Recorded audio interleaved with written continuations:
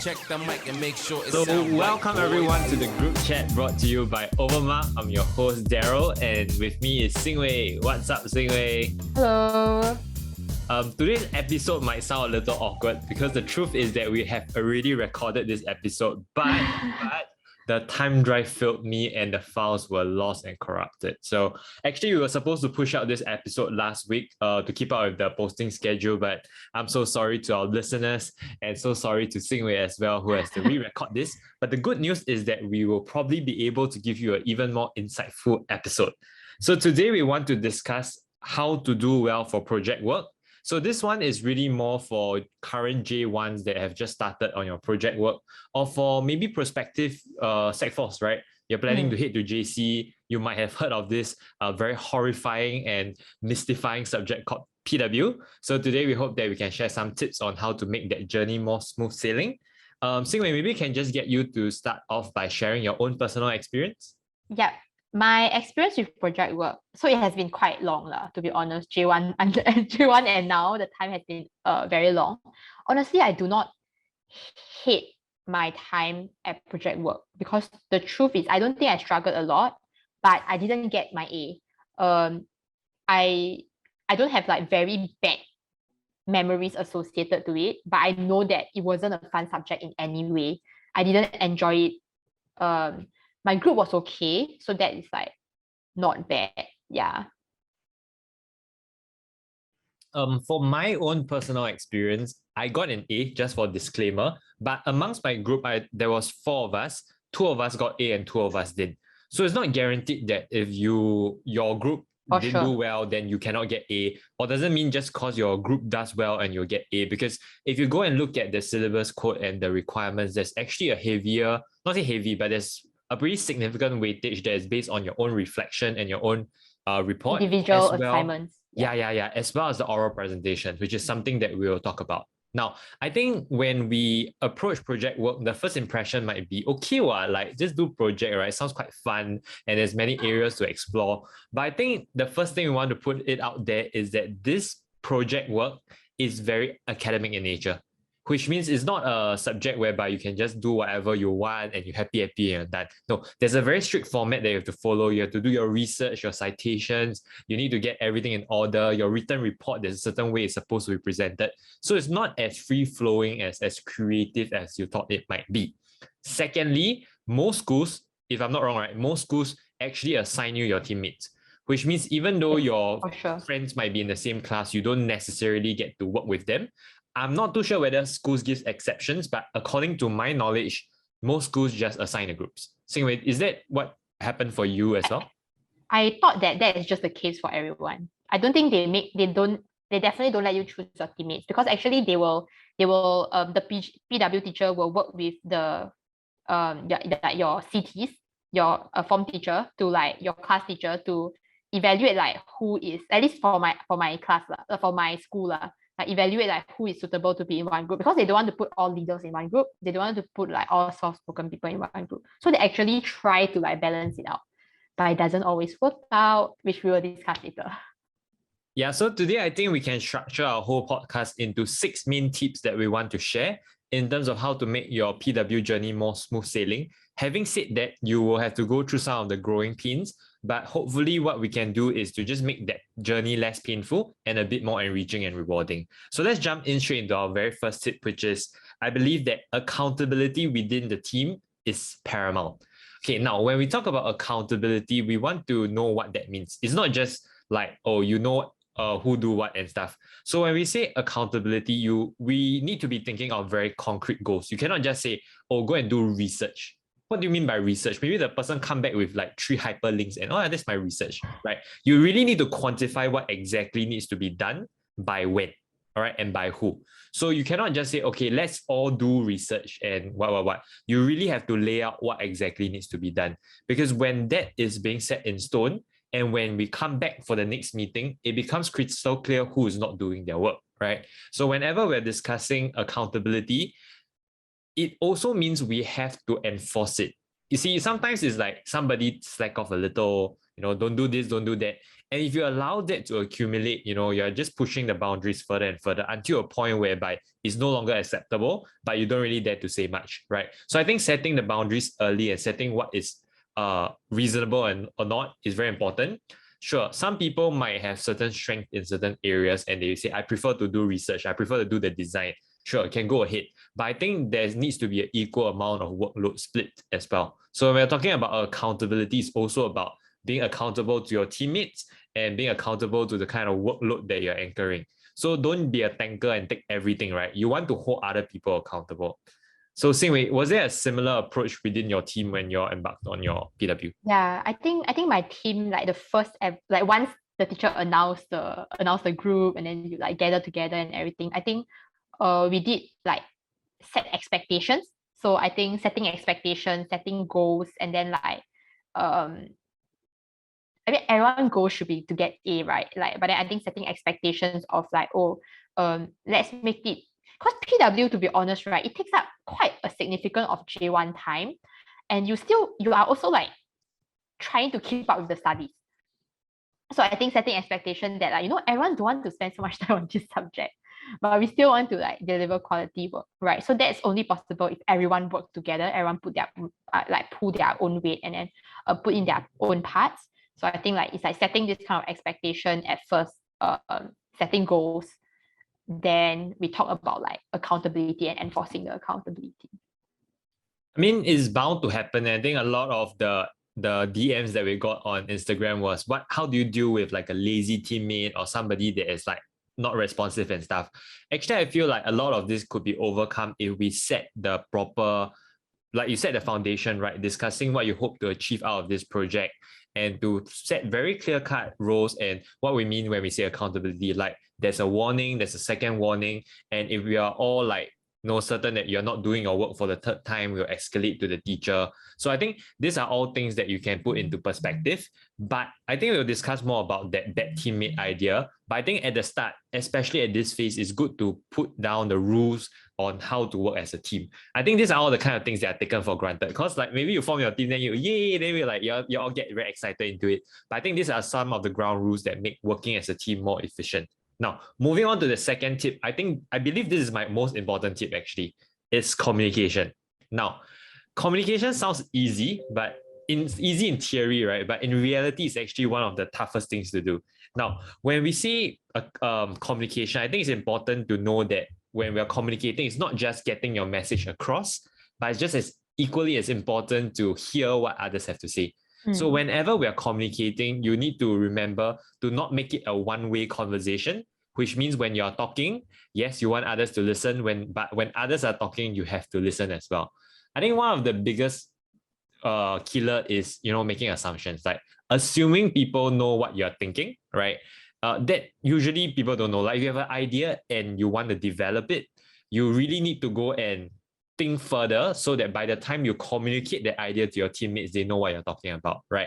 Don't just say, go and do this. Like I got this idea. Then it's like some genius like that. But then in the end, right, nobody know what you're talking about, right? So you need to be able to deliver clearly and make sure that that is well communicated. Yeah. So for my own group, communication-wise, thankfully, we didn't have too big of an issue. But I think one of the things that we really actively try to do is to listen to one another. Because if somebody doesn't speak up, right, and they constantly, either personality-wise or they get suppressed, after a while, they will just stop. Like if they don't have a chance to talk about what they want to say, they also won't listen. And once the communication breakdown, right, then it's going to be like a nightmare. That's the worst thing that can happen. Yeah, I think communication really, I feel like communication is going to link to almost all the tips that we're going to talk about, because I think that is basically one of the main thing about project work. Like, it's how you work with people, and how can you work with people without talking to people and listening to people, right? Other than all these like communication during doing work, I think there's also communication during conflict, communication like even about accountability. Everyone has very different definition of like accountable, like responsibilities, goals, and everything. I think it only like you can only align all these things when you communicate, because everyone has like really very different definitions. Even during conflict, I mean, they're bound to be conflict. I feel like small conflict or big conflict, it depends. And it can only be resolved with communication. At least like you need to try to communicate first. If really cannot resolve, then we need to like escalate to someone. Yeah. For me, the trick when it comes to communication is actually to listen more. I really think that you learn a lot more by listening rather than speaking. Because when you're speaking, you don't really know what others are thinking, right? But when you actually sit down and listen, right, that's really when you get the most insights. So even if you're the leader, right, don't give yourself the false assumption that just because you're the leader, then you have to speak up more, or like speak up more means you're contributing more. Not necessarily the case. One of the most important players in the team is actually the one that listen and do the analysis and do the back end work. So just because you are more of like the introvert type doesn't mean you can't contribute, because listening is one of the most important part of communication. Communication is two-way, not one way. And I think with today's world and the way, social media is structured, we always think like it's about expressing ourselves like out, right? But actually a lot of times it's about the in, right? How you take in information as well. Now, the third tip, this one is a bit more practical, but make your meetings productive. Everybody hates a meeting that just drags on for no reason. One of the worst meetings that will happen, and it will happen, trust me, and the most useless meeting is y'all just get into a meeting and then y'all start brainstorming. That's the worst thing you could do. Why? Because you're just wasting everybody's time. Like if you have 4 or 5 teammates, you're wasting everybody's time by doing that. If you're a leader and you're setting that meeting, please cancel it. What you should have done instead is to get everybody to prepare before the meeting, right? If you're going to do a brainstorm, get everybody to bring 3 to 4 substantiated ideas, present their best and their most feasible idea and get them ranked, and then make sure that you have like 1 to 2 minutes to talk about each idea. And after that, vote on which is the idea that you want to narrow it down to. Make the meeting productive. Don't waste time during the meeting. And the more you make meetings unproductive, the worse it's gonna get, right? People are gonna be dreading meeting, especially like in JC1, you're gonna be very busy with your CCA, with your academic workload. You really do not want to burn too much time on PW. So I think planning ahead on your agendas, having a checklist, right? And by the end of the meeting, delegating clear roles and follow-ups to be done is the best way to make good use of your meeting. Try not to make your meeting too long. I think anything more than an hour is too much. Meeting is a time for you to regroup and to reorganize, not for you to start doing work. Work should be done individually and brought over to the meeting for clarifications and refinement. I sincerely think that if you can do that, your PW journey would be a lot less painful. Yeah, I think I agree, man. Like go into meeting. Everyone need to go into meeting knowing that what is this for. If not really, right? If someone going into a meeting without knowing like, oh, what is this meeting for? I think that means that this person is not prepared, and the meeting is not gonna be it's not gonna be efficient already. And then definitely follow up. I think taking down meeting like notes, like okay. I mean I don't think it's possible to keep meeting in an hour. Like it's a skill. Like of course that is the ideal situation, but it's really difficult. But I think keeping it as short as possible to make use of full amount of the time to make it on like meaningful stuff. I think that's a skill to build. Like maybe think like it's not expected that you do it at the first meeting, but I think it is a process of process that can be improved as you have like a few meetings on PW. You'll definitely have many meetings with your PW group mates, right? And I think the meeting process is something that you should look into. Go back to just now the tip communication. So like let's say the first meeting and it's about brainstorming, and you realize that there are some people who came in not prepared, then it's time to communicate and be like, the next meeting everyone should like prepare what is on the agenda and things like that. Yeah, that's like that will be on the leader to maybe send out this kind of message. Yeah. I mean, Singaporean culture, we paiseh, like you don't dare to like speak up. But actually to be an effective team, right? Or even an effective team member, right?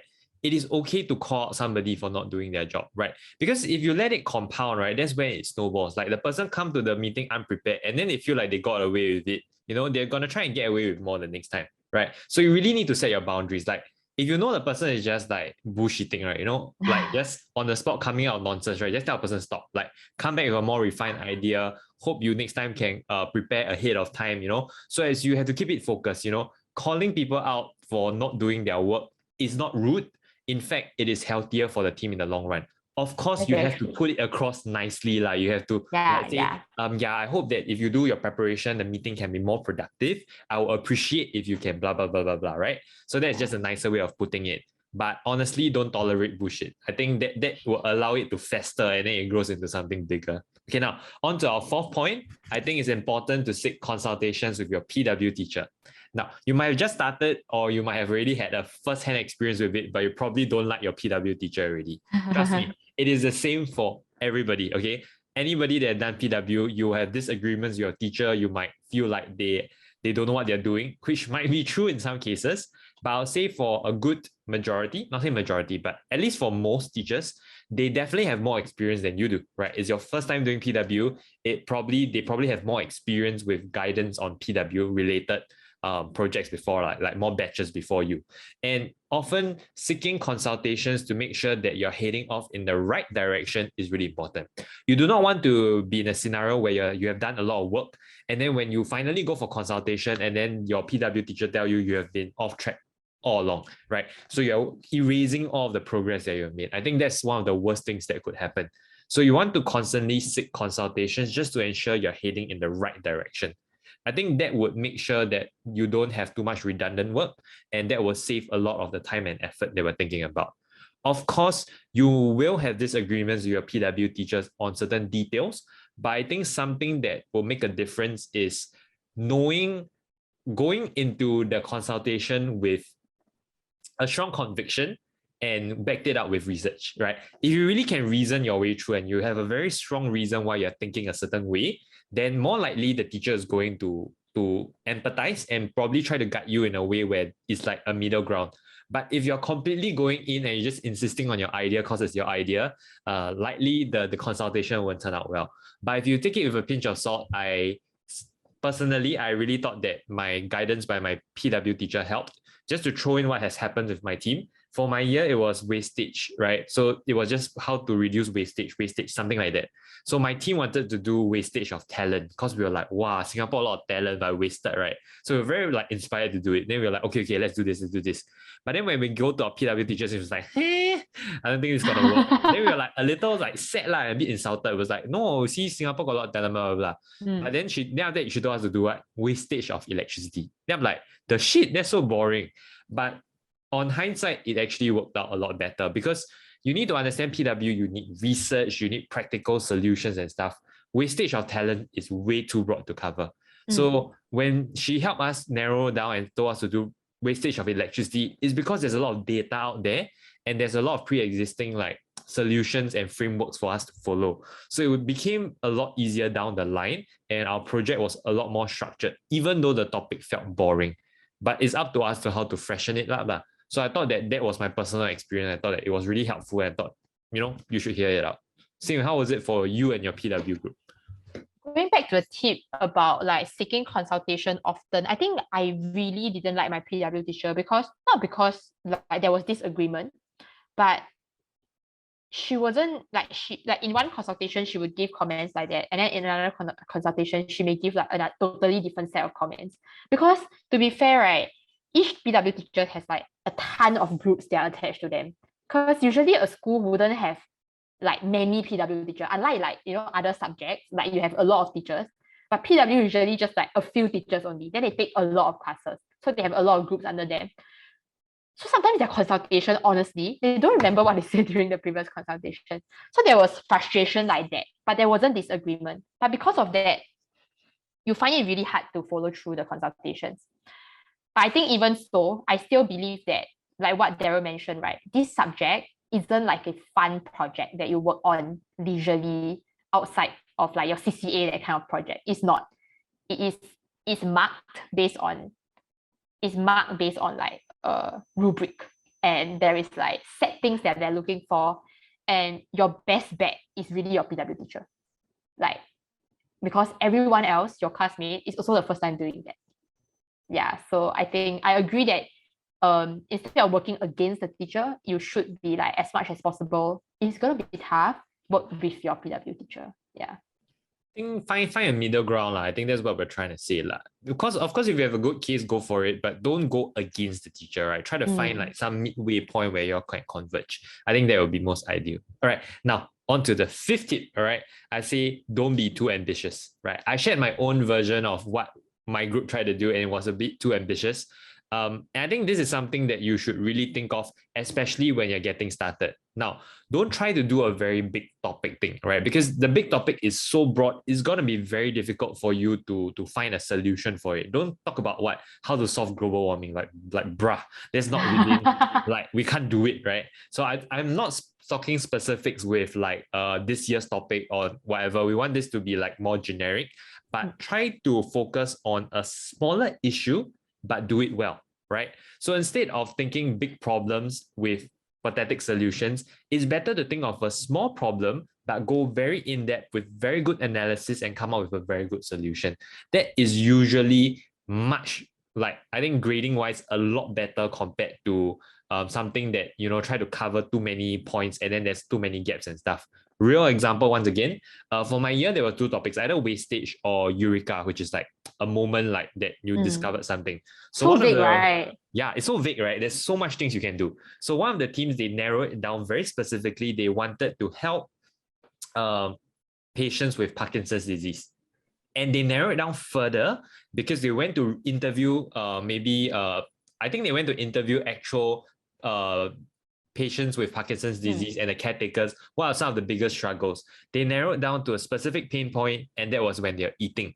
So their solution they came up with was to use Velcro, and then the patients will actually wear a like Velcro glove, and then they can pick up their utensils. So the Velcro will like, help them hold on to the spoon, then they can eat and stuff. So think about it, it's not a genius solution, but they're using Velcro in a way that hasn't been used before to help a group of people with a very specific problem.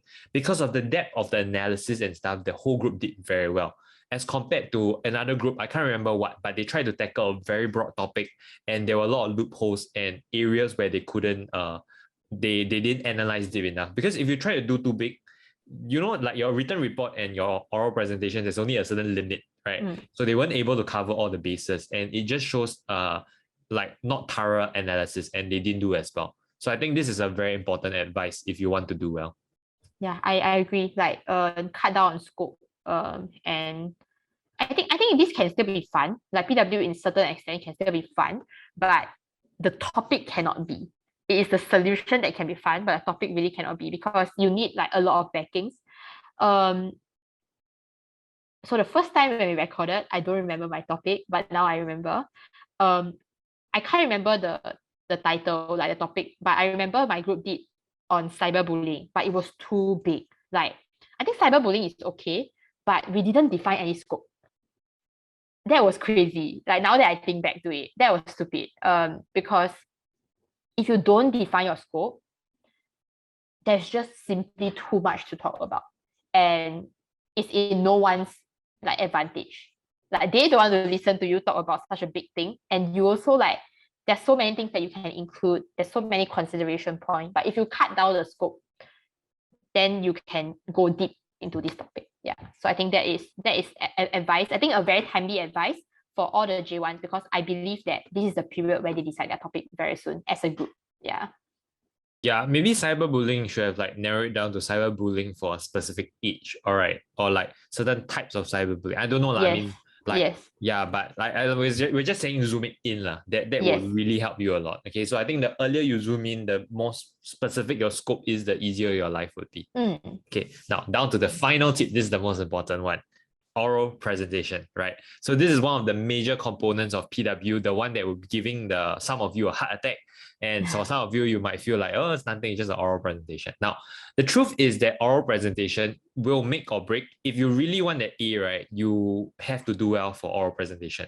I've told you earlier that within my group, half of us got A. The major difference was the oral presentation itself.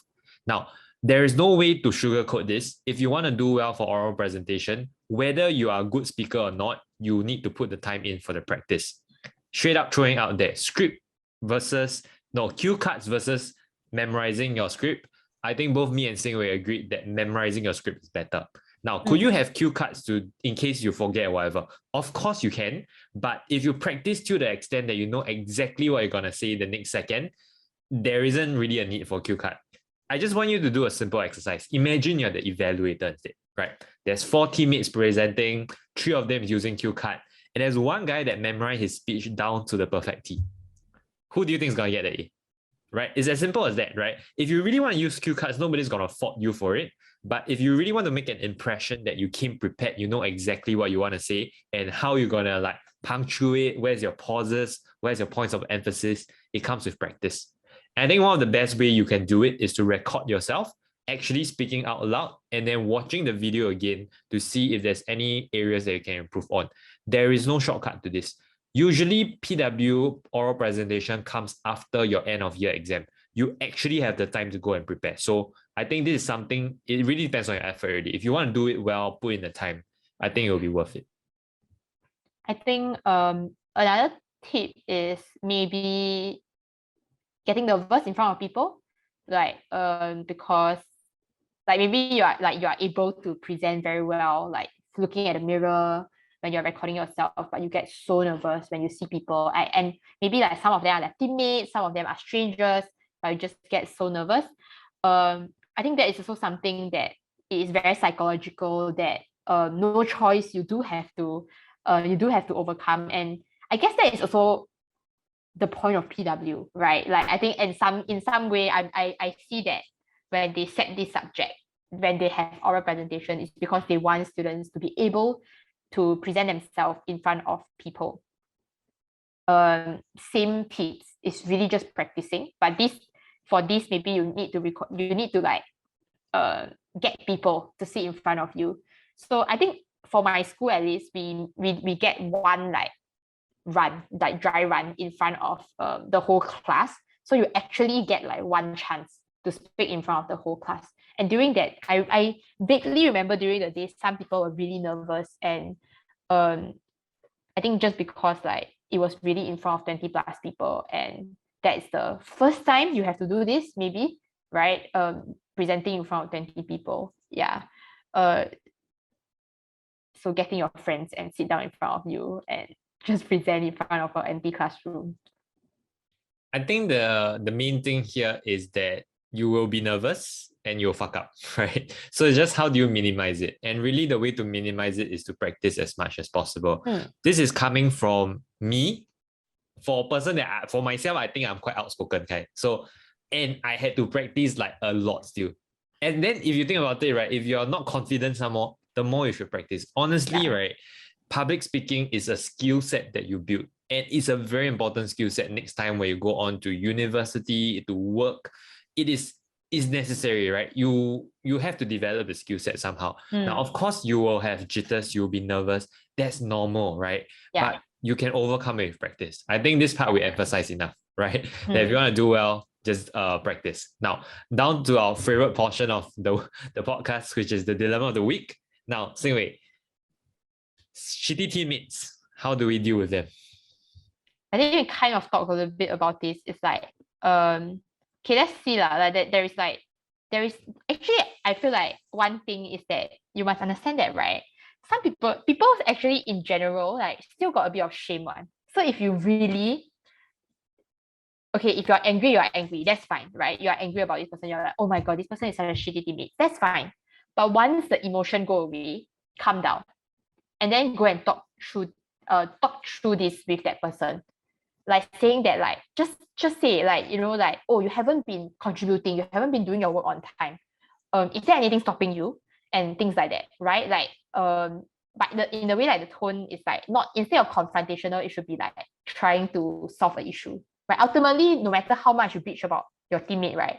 You want to solve this thing. And then it helps both of you, right?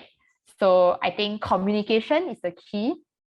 And then communicating with, like, I think benefit of doubt, that if you raise it up, the person can change. But if really it doesn't work out, right, you have to, you will reach out to your, like, eventually you will, if really this person just doesn't work, like if this person doesn't do the job right, you have to like tell your teacher, like, this person is not doing the job. But I guarantee you, if you go and complain your teammate to your teacher, the first question the teacher will ask is, have you talked to this person? Have you told this person that you feel like he is not doing or she's not doing her job? The first question is definitely this. So might as well you go and talk first. Then if really you go and talk already, right? The still no improvement, then you go and tell the teacher. Then you can be like, yes, I really talked to her. I already talked to him, but she or he is still like that. Right? At least you have a ground that like you did what you can. And now it's up to the teacher to intervene if really this case is terrible. Yeah. I think the truth is that when your group first sat down for PW, I'm sure that every single member would want to contribute productively. I don't think there's a member they just sit down from day one and say, I want to destroy this. Impossible, right?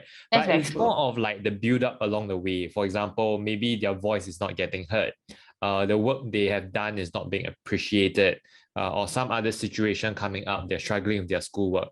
I think just trying to approach it for a more empathetic kind of point of view would really help, rather than to add fuel to the fire, right? So rather than escalating, it's always about how do you de-escalate. Yes, some people might not be good with certain areas. I'm damn bad at citation and research. Like I'm the worst person to do it, right? So when I do it, it's like damn shit and my teammate have to redo it again. But then what I try to do is I try to maybe contribute in other areas instead. Sometimes about finding strength within the team to bring out the best in everyone. Of course, there isn't going to be a perfect teammate, right? Like, well, suddenly everybody perfect team. You know, you might look at other teams and they look grass is greener on the other side, but they have their own sets of problems, right? So I think it's about trying to nip a lot of the problems in the bud. Encouraging positive communication, you know, setting expectations. These are all things to set your team up in the right direction. Of course, there will be teammates that do not contribute as much as you do, but rather than your teammates being a net negative because you just set them on fire and you just completely cut them out, it's at least better to just have them on as a slight positive or even as a neutral, right? Even simple things like formatting, right? Maybe you can get a person to do formatting or to find pictures or to design the slides or whatever. You know, there are things that can be done, and it's about the delegation of the job. And one thing you should avoid, right? If you are the person listening and you're thinking your teammate is shit, right? You yourself don't be the shit teammate, right? You don't go and like try to tank everything because you think you can do everything the best, and then you leave nothing for other people to do. Then you feel like, wow, the rest of them shit, they didn't contribute, right? So I think it sometimes it's a bit two-way, right? You want to not be that shitty teammate, and you want other people to not be shitty as well. It starts with you too, right? Start looking inwards. I think that helps a lot rather than, you know, projecting your frustration on other people. Look at what you can do to help the situation be better. I think this episode has been pretty conclusive. Like, you know, we really shared our genuine, heartfelt advice. But the truth is, no matter what happens, you will still go through this journey of pain like any other JC students would have. Yeah, it's still gonna feel burden, no matter how like smooth your team is, right? Or it didn't feel like you take a lot of time, right? It's still gonna feel damn burden. Because other than the project, other than like all the consultations, you have individual assignments as well. Then yeah, it will be, yeah, it will feel a little bit sad lah. It's not going to be easy, but if we have a word for advice, if you've been listening to the end, is that your PW score actually doesn't really matter. Oh yeah. Unless you're going for super highly competitive courses that the only thing differentiating you is that PW A and B, maybe C, then that could affect you. But if you're just aiming for a normal like university course, honestly, PW is not as important. So if that takes a bit of pressure off your mind, hopefully it helps. But I mean, if you're putting in the effort, might as well just give it your best and get an A, right? Yeah. And just to set realistic expectations is not that easy to get your A. I think half the class, I don't know. Xin Wei, do you remember what's for yours? I can't really remember because I got B and I was quite sad. Yeah, I remember for mine it's not say like a given. Like people got get A, but yeah, there was quite a few for my class got B also. Like I wasn't the only person. Yeah, it's not that easy to get A lah. So if you want to do it, you have to do it right lah. Okay, but I think with that, we've come to the end of today's podcast. If you are watching this on YouTube, please give us a like and subscribe for more videos in the future. And we'll catch you in the next podcast. Bye, everyone. Bye. It sound right, boy.